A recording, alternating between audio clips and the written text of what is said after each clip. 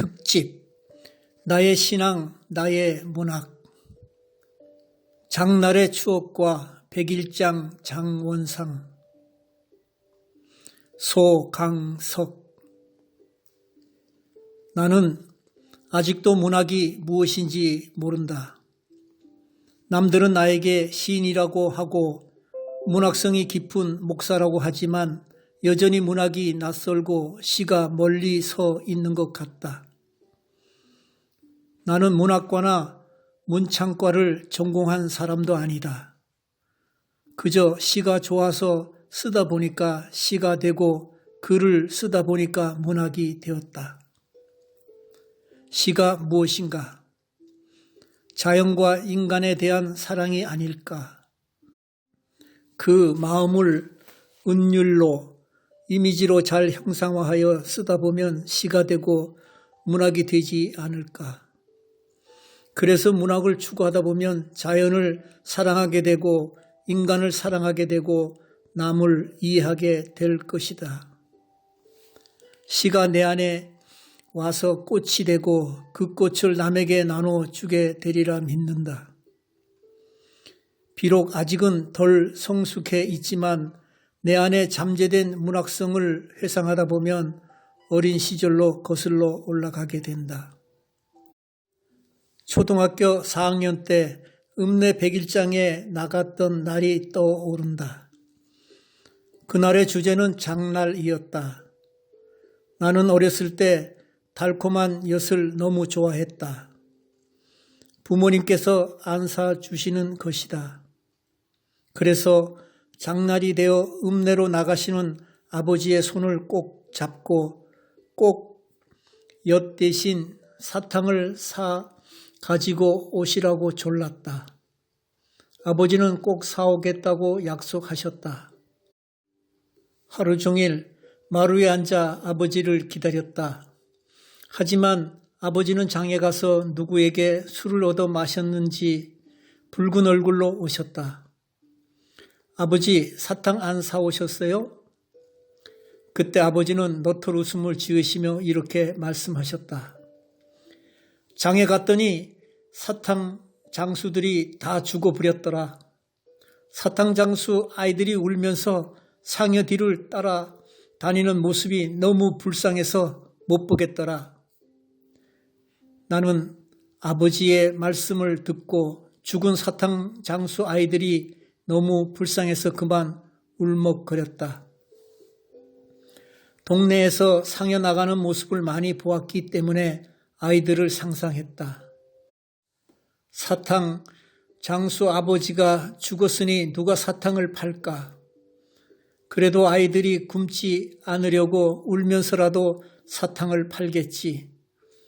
내가 읍내에 살면 그 아이들의 친구라도 되어 줄 텐데 너무 불쌍하다. 혼자 말없는 상상을 한 것이다. 그러면서 죽은 사탕 장수 아저씨의 얼굴이 떠오른 것이다. 그 아저씨는 살았을 때 아들에게 사탕을 주었을까?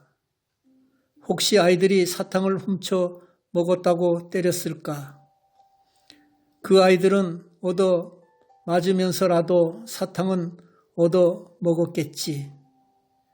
그래서 사탕 장수의 아이가 부러웠다. 이런 저런 생각이 천장 가운데 오버랩되면서 잠이 들었다. 그런데 얼마 후 작은 형을 통해서 아버지가 거짓말을 하셨다는 것을 알게 되었다. 그래서 억울하고 분한 마음에 그 다음날 엿장수가 왔길래 쟁기 보습을 풀어다가 팔아서 엿을 사 먹었다. 그날 아버지께 무자비하게 얻어맞았다. 거짓말을 하고 사탕을 사주지도 않으면서 쟁기 보습으로 엿을 사 먹었다고 때린 아버지가 원망스러워졌다. 아버지께 죄송한 마음이 들면서도 억울한 눈물이 흘러내린 것이다. 그렇게 눈물로 베갯닛을 축축이 적시다가 잠이 들었다. 다음 날이 장날이었다. 그날은 아버지가 가마니를 짜서 장에 팔러 가셨다. 그 가마니를 팔아서 큰형의 학비를 조달하고 집안 살림살이를 하셨으니까 그것을 깨달는 순간 아버지가 측은하고 고맙게 여겨졌다. 그래서 장에 나가시는 아버지께 이렇게 인사를 했다. 아버지, 오늘은 장에 안 따라 갈게요. 그리고 사탕 안 사 오셔도 돼요. 그런데 그날 저녁 아버지는 사탕을 한 봉지나 사 오신 것이다. 이런 사연이 있었다. 얼마 후에 군에서 주최하는 초등학교 백일장 대회에 나가서 이런 내용을 썼더니 장원상을 받았다. 그 후로 여러 글쓰기 대회를 나가면 상을 받았고 주변에서 글을 쓰는 재주가 있다고 칭찬을 하였다. 그래서 학교 대표로 글쓰기 대회를 나갔고 고전 읽기 대회도 나가 연달아 상을 받았다. 그러나 나의 유년이 낭만적인 추억만으로 가득한 것은 아니었다. 고등학교 때 교회에 가면 예쁜 여학생들이 많으니 한번 오라는 후배의 전도를 받고 교회를 나가게 된 것이다. 무엇보다 청소년기의 내 가슴을 매혹시킨 것은 문학의 밤이었다. 신앙송을 하고 성극을 하고 회지를 만드는 일이 너무 즐겁고 행복했다. 그러는 동안 잠시 나의 문학성이 내 안에서 발화가 되고 바깥으로 발산이 되었다. 그러다가 고등학교 3학년 여름 수련회 때 하나님께서 나를 부르시는 신적 소명을 받고 신학교를 가기로 결심하게 된다. 부모님께서 기대를 걸었던 막내 아들이 신학교에 간다고 하자 집안이 완전히 발칵 뒤집혔다. 아버지는 집안에 재앙이 들었다고 하면서 문을 걸어 잠그고 동네 밖으로도 나가지 않으셨다. 어머니는 눈물로 호소해 보기도 하고 매를 때리기도 하면서 막내 아들이 마음을 되돌려 보려고 하셨다. 형제들도 동생을 핍박하기는 마찬가지였다. 그야말로 신적 소명의 길을 선택한 그 순간부터는 내 인생의 길 위에는 시련의 폭풍우가 휘몰아치기 시작했다. 저녁이면 갈대 우는 소리에 귀를 기울이며 울었다. 아, 나도 저렇게 속으로 울고 있구나. 인생은 저리도 가슴 저리게 슬픈 것이구나. 고등학교 3학년 소년의 가슴엔 어느새 인생의 깊은 연정이 맑게 보이는 빗물처럼 자리하였다. 김현승 시인의 가을의 기도의 마지막 3년처럼 가을에는 홀로 있게 하소서. 나의 영혼 굽이치는 바다와 백합의 골짜기를 지나 마른 나뭇가지 위에 다다른 까마귀 같이. 그렇게 예수님을 만난 후로 나는 고독한 시간을 보내야 했다. 결국 나는 어느 눈보라가 거세게 치던 겨울날 어머니의 모진 매질을 받다가 집에서 쫓겨나게 되었다. 꿈을 포기할 수 없는 소년의 어쩔 수 없는 결정이었다. 산과 들과 냇가를 뛰돌며 순박한 꿈을 꾸었던 황순원의 소나기 소년이 처절한 꿈과 도전의 광야로 나서는 순간이었다. 그의 나이 18세, 18살의 겨울이었다. 봄잠바 하나 걸치고 집에서 쫓겨나온 후 보헤미안처럼 또돌이 생활이 시작되었다. 친구들 집에 전전하기도 하고 교회에서 잠을 자기도 했다. 가난하고 헐벗고 배고픈 시절이었다. 그러다 광주에 있는 광신대학교에 진학을 했다. 장학금을 받고 신학교에 들어가게 되어 학비 걱정은 안 했지만 먹고 살 대책이 없었다. 생활비를 벌기 위해 리아카를 끌고 수박 장수, 오이 장수 할 것 없이 닥치는 대로 일을 했다. 120원짜리 식권 살 돈이 없어서 수돗물을 마시며 허기진 배를 채웠다. 비록 밥은 굶어도 돈만 있으면 책을 사보며 꿈을 키웠다. 너무도 가난해서 양복이 없어서 설교를 하지 못한 때도 있었다. 밥을 굶다 보니 제일 힘든 때가 다다미 침대에 누워 잠을 청할 때였다. 캐시밀론 봄 이불 하나를 깔고 누워서 잠을 자려면 참나무 바닥에서 올라오는 냉기로 허리가 시렸고 배는 허리에 딱 붙어서 잠이 오질 않았다. 그때마다 주여 주여 외치든지 성경 구절을 암송하다가 잠이 들곤 했다. 한 번은 연탄가스를 마셔 죽을 뻔한 일도 있었다. 너무도 가난하고 외로웠던 신학생 시절, 그러나 가슴에는 늘 한국교회의 부흥과 민족을 향한 꿈으로 가득하였다. 어느덧 신학대학 2학년 2학기가 되었을 때이다. 뜨거운 소명감으로 불타오르던 나는 가장 어렵고 핍박이 심하고 교회를 세우기 힘든 시골 벽촌에 가서 교회를 개척하기로 결심을 한다. 그래서 그 당시 가장 개척하기 어려운 지역이라고 하는 화순군 능주면 백암리라는 곳을 개척 장소로 선택했다. 그곳은 백암리 1, 2구와 광사리를 합쳐서 약 300여 호 정도 되는 동네였는데 교회가 없는 지역이었다. 특별히 이 마을은 옛날 능주 지역의 목사가 태어난 곳이라고 해서 아직도 반상의 차별이 심한 곳이었고 미신이 크게 성행할 뿐 아니라 텃세가 너무 세기에 타부락 사람들이 이사와서는 살기 힘든 곳이었다. 그런데 이런 곳에 하룻강아지 범 무서운 줄 모르고 무턱대고 덤벼든 것이다. 나는 먼저 수년 동안 비어있던 빈집 헛간을 빌려서 교회 문을 열었다. 그리고 겨울방학 내내 축호 전도를 했다. 환자가 있으면 정성껏 기도했더니 신유의 역사도 많이 일어났다. 특별히 훗날 장모님이 대신 정 권사님 기도 후원의 힘이 컸다. 그러자 교회가 급성장을 했다. 앉을 장소가 없어 주일학교는 마당에서 예배를 드려야 했다. 그런데 갑자기 무서운 핍박이 시작되었다.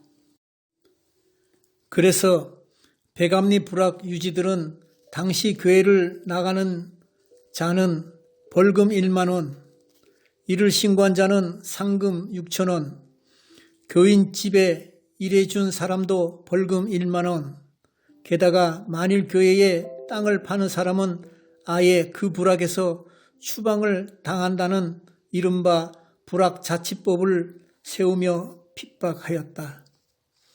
밤마다 불학 청년들은 교회에 와서 오물을 뿌리고 갔으며 천막교회에 화약을 던져 구멍이 나도록 하였을 뿐 아니라 차인벨 줄까지 끊어버렸다.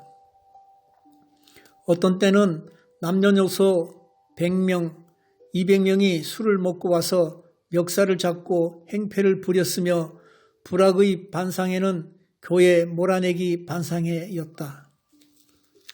그러나 그 모든 고난과 시련의 폭풍우를 이겨내고 마침내 24살짜리 햇병아리 전도사는 백암교회를 건축하고 눈물의 헌당식을 하게 되었다. 사람들이 볼 때는 골리앗 앞의 다윗처럼 도저히 이길 수 없을 것 같은 결투였지만 나의 청춘의 물맷돌은 결국 승리를 거두었다. 그야말로 꽃다운 젊음의 피와 땀과 눈물을 다 바친 희생과 절규의 산 제사였다. 신적 소명의 용광로 속으로 들어가면 들어갈수록 나는 오히려 문학과 멀어졌다. 내 가슴에 빛나던 시의 별빛은 흐릿해져 갔다. 그러나 내 삶이 문학이었고 내 삶이 시였다. 광야를 걷는 삶에 축적되어 있는 문학성이 직접적으로 글로 발화가 되어 시로 꽃 피우지는 않았지만 푸른 청춘의 나날 자체가 시가 되고 문학이었다.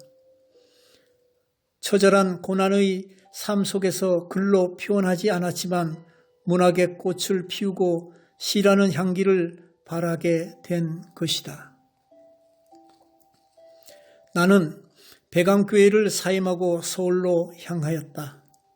그리고 그곳에서 한국 최고의 석학들로부터 배움을 받으며 체계적인 신학 공부에 열중하였고 모든 사상과 편견들을 균형 있게 다듬게 되었다.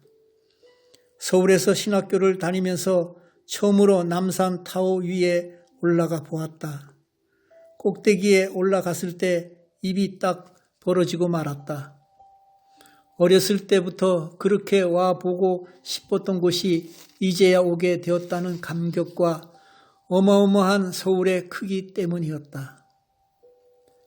하나님께서 이 넓은 곳으로 나를 인도해 주신다니 이곳에서 교회를 개척하게 하시고 대교회로 성장케 하여 지구촌을 무대로 일하게 하신다니 나는 신학교를 다니는 동안 기회만 있으면 남산에 올라가서 서울 시가지를 내려다보며 이렇게 기도했다. 저 넓은 서울 땅, 과연 하나님은 나를 어느 쪽으로 인도해 주실까? 어느 쪽에서 개척을 하게 하실까? 저 갈 길을 보여주소서. 제가 가야 할 곳을 가르쳐 주소서. 그리고 개척에 필요한 물질도 예비해 주실 것을 믿습니다. 유리창 밖으로 보이는 서울을 내려다보며 기도의 영감 속에 취하다 보면 어느새 눈물이 흘러내리곤 했다. 그때마다 생각나는 노래가 하나 있었다. 영등포로 갈까요? 미아리로 갈까요? 내 안에서 꽃 피고 싶어하는 청년 시절의 문학성이 목회의 꿈에 의하여 눌림을 받았던 시절이다. 그러나 그것으로 끝나는 것이 아니라 나의 문학성은 꿈으로 피어나고 비전으로 계속 발화되었다. 아니, 끝없는 상상력으로 승화가 되면서 새로운 문학세계의 그림을 그리고 있었다. 서울에 올라오는 이후 하나님의 인도하심을 따라 드디어 3M, 곧 맨손, 맨몸, 맨땅으로 송파구 가락동에서 개척을 했다. 한 명의 멘토나 지원자도 없이 시작한 가락동 개척교회 시절은 정말 눈물로 얼룩진 세월이었다. 1,000만원 보증금에 48만원 월세로 지하 23평짜리 건물을 계약하고 예배를 드렸다. 그런데 우리 집사람이 교회 주변을 돌아다녀 보며 이웃교회 주보를 가지고 온 것이다. 주보를 보니까 목사님들이 하나같이 스펙이 좋았다. 바로 옆에 있는 목사님은 연세대를 나왔고 조금 옆에 있는 목사님은 고려대학교, 조금 더 건너편에 있는 목사님은 서울대학교를 나온 것이다. 총신대, 고신대, 감신대 출신의 목사님들이 즐비했다. 그러자 집사람이 나에게 이렇게 말하는 것이다. 그때는 내가 목사 안수를 받기 전이었다. 전도사님, 어쩌다가 이런 곳에 개척 장소를 삼았어요. 저분들과 경쟁을 해서 어떻게 성공하려고 해요. 지금이라도 늦지 않았으니 우리 그냥 다시 지방으로 내려갑시다. 집사람의 말이 틀린 말이 아니었다. 그러나 그 말이 나에게 너무 상처가 되고 상심이 되었다. 그때 집사람이 직접 말은 못하고 보이지 않는 마음의 연설을 쓴 것이다. 당신, 내가 그렇게밖에 안 보이나요? 내 안에 있는 환상이 어떻게 현실이 되고 이루어지는지를 보세요. 나의 상처는 오히려 젊은 시절의 문학성이 다시 꽃 피우는 계기가 되었다. 그래서 비가 오면 물이 새고 비가 오지 않으면 쥐들이 우글거리는 지하상가 개척교회에서 하나님을 향하여 절규의 연설을 쓰고 성도들을 향한 목양 연가를 부르게 된 것이다. 그때부터 주보에 글을 쓰기 시작했다. 그 글이 때로는 연서가 되고 시가 되고 수필이 되면서 목양 칼럼을 이루게 된 것이다. 가락동 시절은 지하 건물이었기에 강단 앞에서 설교를 하고 있으면 쥐새끼들이 왔다 갔다 하기도 하고 난리가 아니었다. 큰 왕쥐 한 마리가 방 한가운데를 횡단하면 새끼들이 그 뒤를 짹짹거리며 행진을 하기도 하였다. 한마디로 장엄한 쥐들의 행진이었다. 처음으로 온 사람들이 설교는 안 듣고 쥐들만 구경을 하기도 하였다. 설교를 하다 말고 쥐들을 쫓을 수도 없는 노릇이라 우물쭈물 하다 보니 준비한 설교도 엉망이 되어 버렸다. 이처럼 개척교회 시절은 눈물겹고 처절하였다. 낮 예배는 그래도 몇 사람이 모이지만 밤 예배 때는 사람들이 가버려서 장모님과 집사람만 앉혀놓고 예배를 드리던 날이 많았다. 너무도 어색하고 힘든 순간이었다. 낮에는 전도를 하고 밤에는 집에 들어가지 않고 강단에서 새우잠을 자면서 매일매일 연설을 쓰는 심정으로 기도하였다. 성도 한 사람 한 사람에게 편지를 썼다. 그때는 이슬비 전도 편지가 붐을 일으켰는데 이슬비 전도 편지도 사용했지만 나 자신이 직접 성도 한 사람 한 사람에게 영혼의 편지를 썼다. 또 새로 이사 온 사람들에게 영혼 사랑의 연설을 쓰게 되었다. 그랬더니 사람들이 감동을 받고 교회에 모이기 시작했다. 그래서 우리 교회는 급속도로 부흥하면서 그 지역에서 가장 급성장한 교회로 소문이 났고 계속해서 꾸준히 성장의 길을 걷게 되었다. 그래서 더 높은 꿈을 꾸며 분당으로 가게 되었다. 그런데 아무래도 가락동과 분당의 분위기는 많이 달랐다. 가락동에서 와일드하고 괴팍했던 분들 틈에서 그분들을 달래고 품는 목회를 하다 보니까 나도 모르게 동화되고 거친 부분이 있었다. 그런데 분당 신도시는 좀 더 세련되고 도시적인 느낌이 강했다.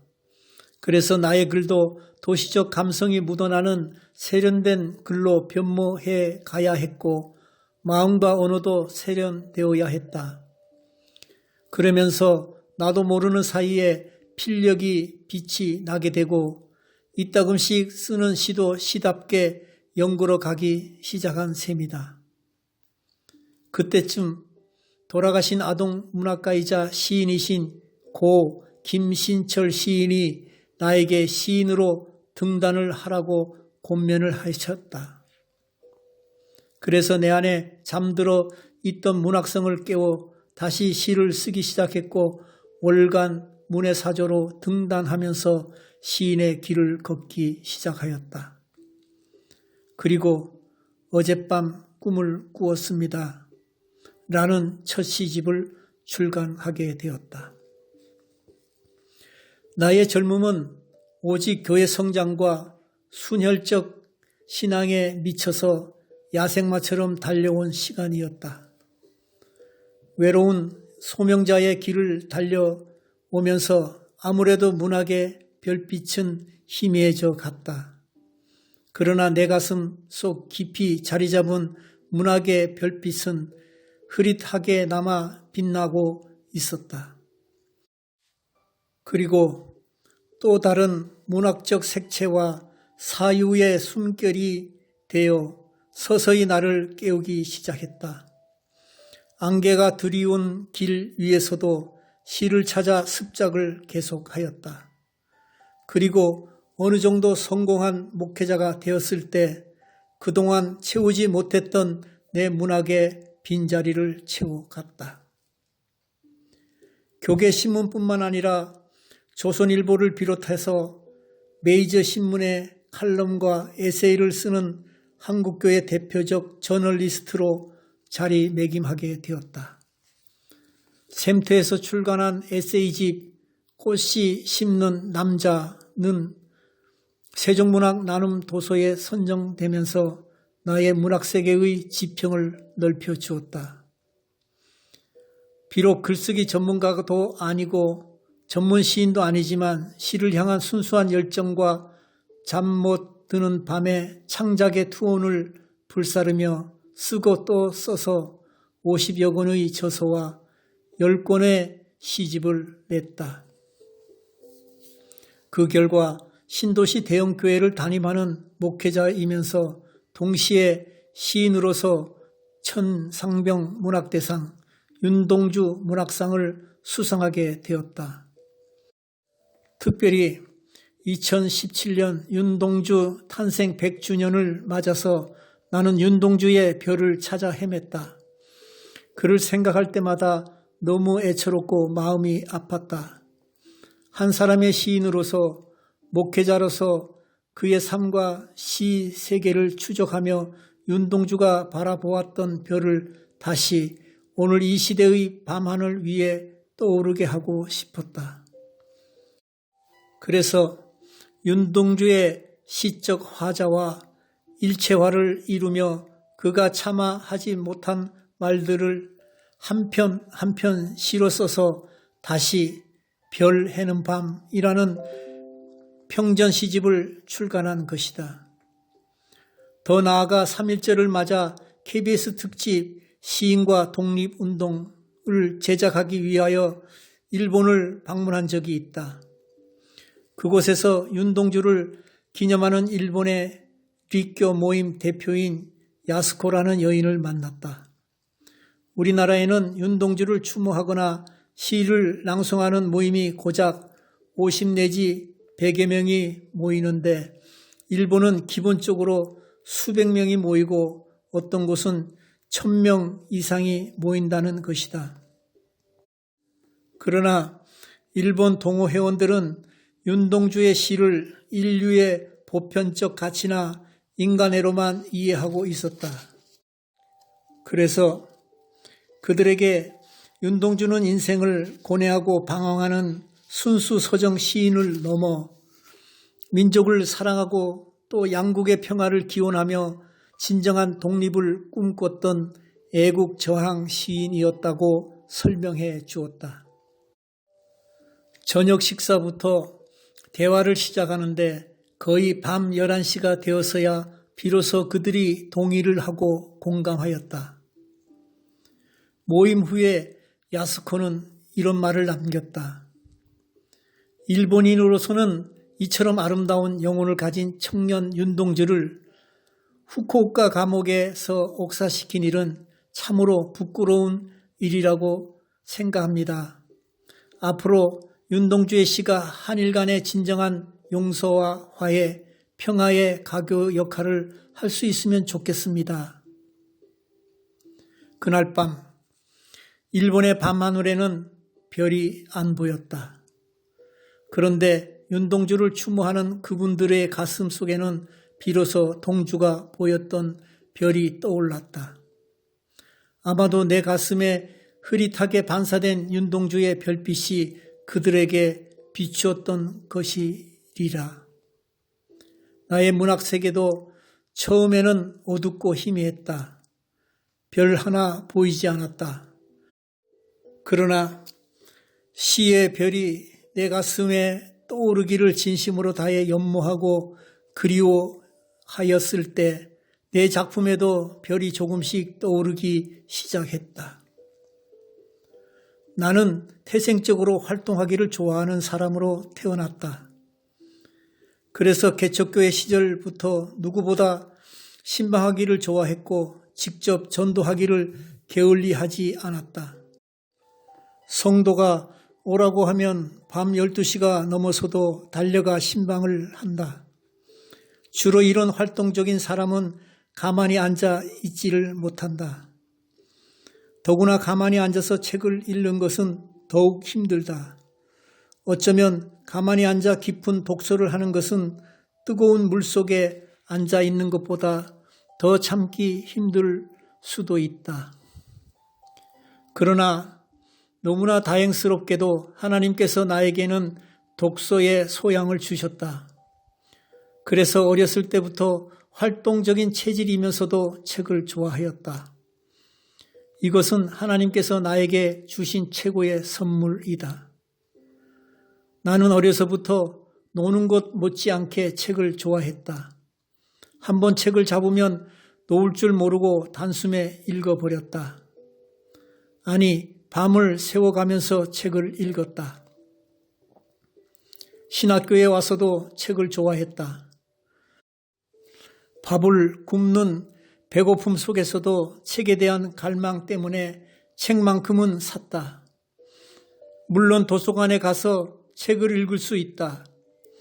하지만 내가 산 책의 밑줄을 그으며 읽는 것이 좋아 책 사기를 좋아한 것이다. 확실히 도서관에서 그냥 읽는 것과 책의 밑줄을 표시해 가며 읽는 것은 질적 차이가 있었다. 무슨 내용이 몇 페이지에 있는가를 확연히 기억할 수 있었기 때문이다. 그렇게 읽은 책은 가슴에 따뜻하게 안겨왔고 마치 책은 나의 애인이 된 것처럼 느껴졌다. 신학생 시절은 주로 헌책방을 찾았다. 새 책은 비싸서 못 살 뿐만 아니라 헌책방에서도 보와 같은 좋은 책들이 많이 있었기 때문이다. 남이 버린 헌책 역시 내 품에 들어와 나의 사랑을 듬뿍 받았다. 책을 애인 삼은 것이 지나쳐서 결혼 후에는 아내에게 혼이 난 일도 많았다. 돈도 한 푼 못 벌어온 주제에 아내의 간호사 월급을 가져다가 책이나 한 보따리씩 사오니 어떤 여자라도 좋아하겠는가. 생활비 걱정은 안 하고 책만 사오는 남편에게 성화를 내는 것은 당연한 일이었다. 이것은 개척교회 시절에도 마찬가지였다. 쥐꼬리만한 사례비를 받으면 책방부터 찾던 나를 보고 아내가 한숨을 내쉬는 것은 당연한 일이었다.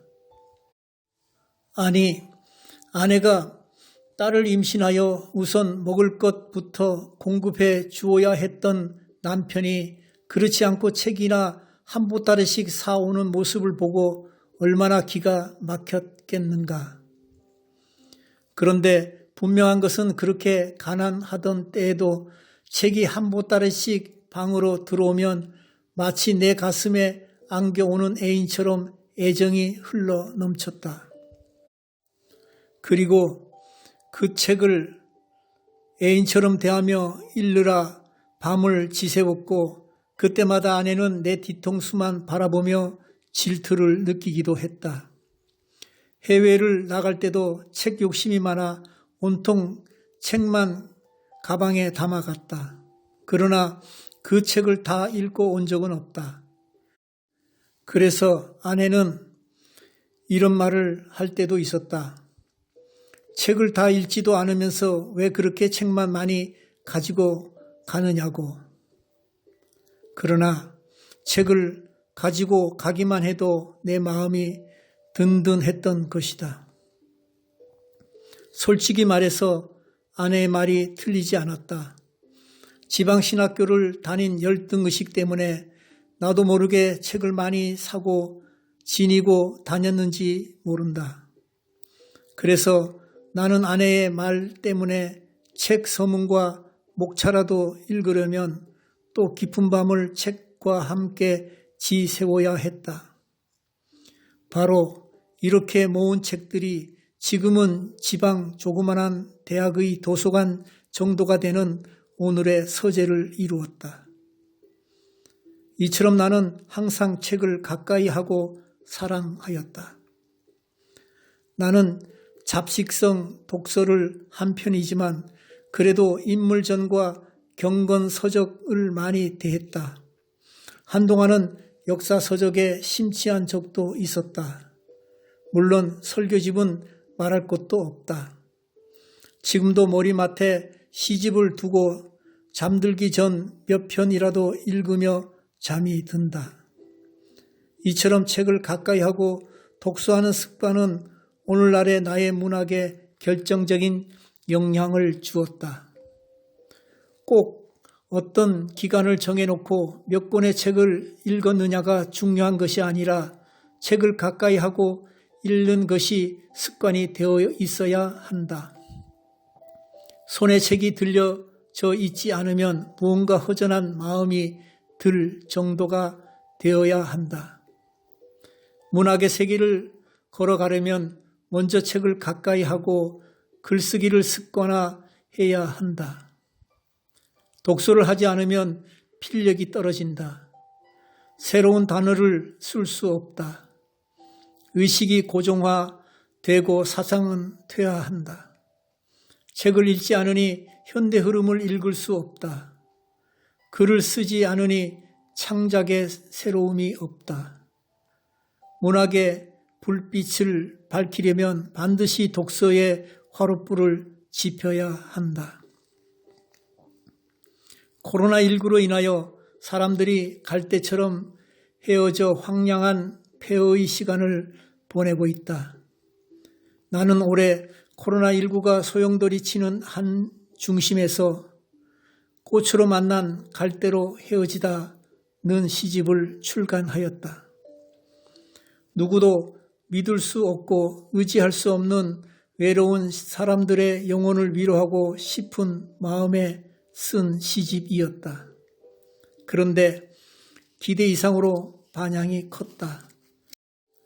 33판이나 출간을 할 정도로 나도 믿을 수 없는 사건이 일어난 것이다.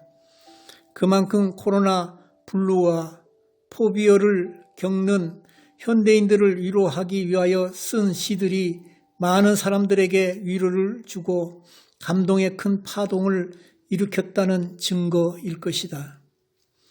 문학의 리얼리티와 이상 사회의 도정에서 시대정신을 창출하는 언어적 순례요, 사유의 파문이라고 할 수 있다. 특히 기독교 문학은 하나님을 향한 사랑의 언어요, 사람을 향한 그리움과 연민의 고백일 것이다. 그러므로 하나님을 믿는 사람이라면 전문적인 문인이 아닐지라도 누구나 다 시인이요 에세이스트가 될 수밖에 없다.